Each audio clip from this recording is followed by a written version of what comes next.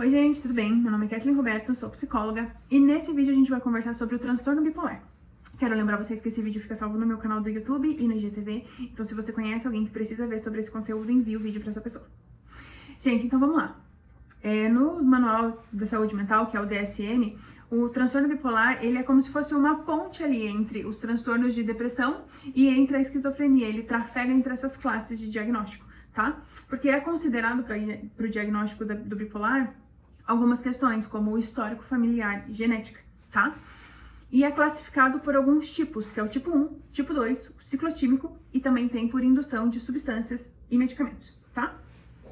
Quero, antes de começar a falar sobre cada um com vocês, explicar sobre o que é o estado de mania e hipomania, para na hora que eu estiver falando isso dentro de cada situação vocês entenderem o que eu tô dizendo, tá? No estado de mania, o indivíduo fica muito eufórico, então as questões de energia são muito altas. E a pessoa não vê necessidade de limites. Por exemplo, a pessoa está num velório e quer ficar falando sobre outras coisas de maneira alta, chamando atenção, conhece alguém na rua, quer chamar a atenção da pessoa, pode ser voltada mais para as questões sexuais, tanto nas vestes como no formato de falar, no jeito de chamar atenção, no jeito de interagir. É uma pessoa que pode colocar a sua questão profissional e social em risco, né, justamente por não ver limites. Então, no estado de mania, a pessoa tem uma euforia maior, tá? No estado de hipomania, são basicamente as mesmas questões, mas de forma mais branda. Então a pessoa consegue dormir, a pessoa percebe limites, não precisa chamar tanta atenção para algumas coisas, a pessoa consegue ter uma vivência, a pessoa fica mais tranquila ali, com o humor mais baixo, tá? Mas de alguma forma ela interage, beleza? Então vamos lá falar sobre o tipo 1. O tipo bipolar 1, a pessoa ela tem um entendimento moderado do transtorno maníaco ou da psicose afetiva, tá?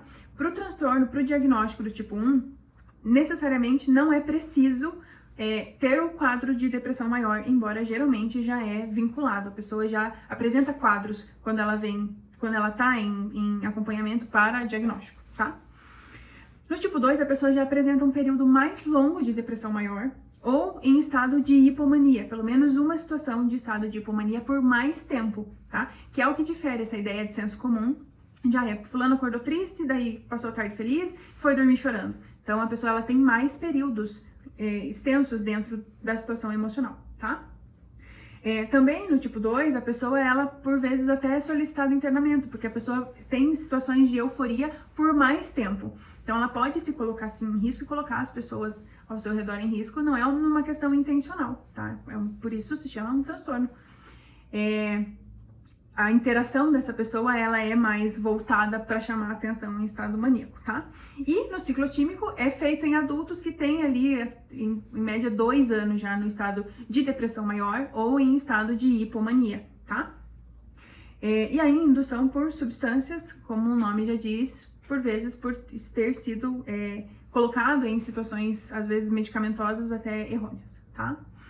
Para o diagnóstico, o que precisa? Gente, o diagnóstico para um transtorno bipolar é feito pelo médico, um psiquiatra, que vai acompanhar, né, e fazer ali os critérios para ver de como está a vivência desse indivíduo, ver as questões genéticas, acompanhar se não tem ali uma questão que, a pessoa está muito eufórica por um tempo, mas às vezes conheceu alguém, às vezes está em transição no trabalho, às vezes está se mudando, às vezes voltou com uma amizade. Ou a pessoa tá deprimida, mas passou recentemente por uma questão de luto, passou recentemente por uma perda de alguma coisa significativa para a pessoa. Então, vários critérios, tempo e também a questão de medicamento é considerado. Ver se a pessoa não tem um histórico de medicação, se a pessoa não vem aí de um tempo de ideia de senso comum com relação a algum transtorno, que foi fazendo uso de medicamento, foi fazendo uso de, enfim, substâncias e acabou aí sendo induzido. Então a pessoa passa por um tempo, um processo para que seja diagnosticado, tá?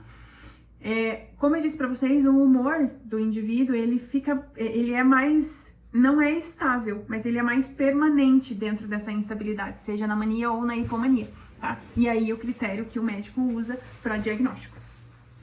O tratamento, gente, é feito geralmente com estabilizadores de humor hoje, tá? Em algumas situações também com antidepressivos, mas aí cada caso é um caso e o médico psiquiatra que acompanha vai poder dizer qual é o melhor para cada situação.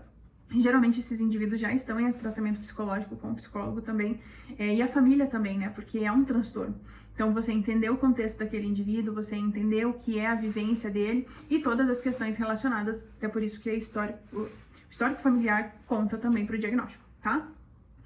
Se você convive com alguém, gente, que tem aí esse processo que você entende que pode ser um transtorno e tá em tratamento, tenha paciência, tenha cautela, é um transtorno, tá? E se você convive com alguém que não foi procurar por ajuda, seja o canal dessa pessoa. Por vezes ela precisa justamente de alguém que seja essa fonte de levar o conhecimento, essa fonte de mostrar para a pessoa que existe um tratamento para isso e que as coisas podem sim ser mais brandas, tá bom?